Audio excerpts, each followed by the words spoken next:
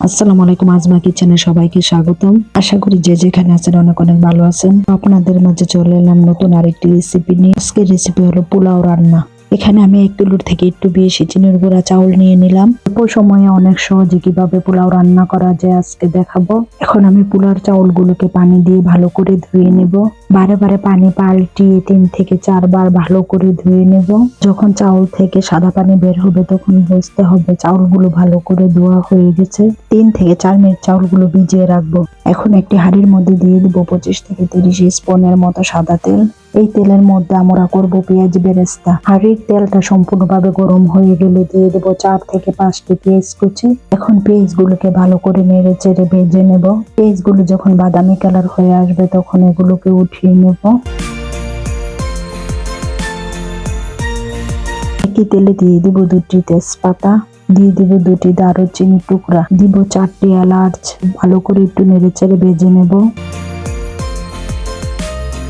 একই তেলে আবারও দিয়ে দেবো 2টি পেঁয়াজ কুচি, আবারও একটু নেড়ে চেড়ে ভালো করে ভেজে নেব। পেঁয়াজগুলো বাদামি কালার হয়ে আসলে দিয়ে দেবো 1 টেবিল চামচ রসুন বাটা, 1 টেবিল চামচ আদা বাটা। আরও ভালো করে একটু নেড়ে চেড়ে ভেজে নেব।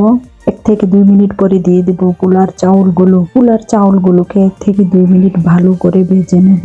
এইভাবে ভালো করে নেড়ে চেড়ে ভেজে নেব।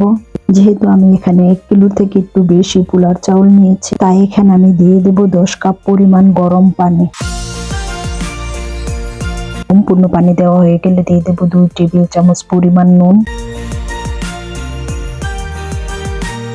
সাথে দিয়ে দিবেন 1/2 কাপ মটরশুঁটি। আপনারা চাইলে সাথে গাজরও দিতে পারেন। আমি মটরশুঁটি দিলাম। 10 মিনিটের জন্য আবারও রেখে দিব।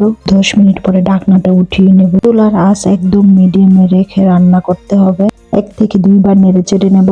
দিয়ে দিব 4 থেকে 5টি আস্ত কাঁচামরিচ। আবারও 5 থেকে 6 মিনিটের জন্য রেখে দিব। একদম শেষ পর্যায়ে দিয়ে দিব 6টি এলাচ। এলাচ দেওয়া হয়ে গেলে আবারও রেখে দিব। আবারও 5 থেকে 6 মিনিট পরে উঠিয়ে নেব। এখন দিয়ে দিব 1 টেবিল চামচ ঘি। যেহেতু চাউলগুলো 80% সিদ্ধ হয়েছে, তাই এগুলোকে আবারও আমি একটু নেড়ে চেড়ে নেব। পুরো রান্নাটা আমি মিডিয়াম লো হিটে রেখে রান্না করেছি। আপনারা চাইলে অনেক সহজে অল্প সময়ে এইভাবে রান্না করতে পারেন। কোনো ঝামেলা ছাড়া ঠিক এইভাবে আপনারা রান্না করতে পারেন। এইভাবে রান্না করলে অনেক স্বাদ হয়। আবারও আমি 5 থেকে 6 মিনিটের জন্য ঢাকনা দিয়ে ঢেকে দিব। 5 থেকে 6 মিনিট পরে ঢাকনাটা উঠিয়ে নেব। এখন আমি দেখিয়ে দিচ্ছি পোলাওগুলো কত সুন্দরভাবে সিদ্ধ হয়েছে।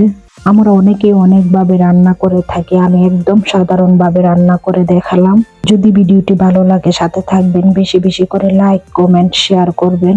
আরো নতুন নতুন ভিডিও দেখার জন্য অবশ্যই সাথে থাকবেন। ভিডিওটি দেখার জন্য সবাইকে অনেক অনেক ধন্যবাদ। সবাই বেশি বেশি ভালো থাকবেন। আজকে এই পর্যন্ত। আল্লাহ হাফেজ।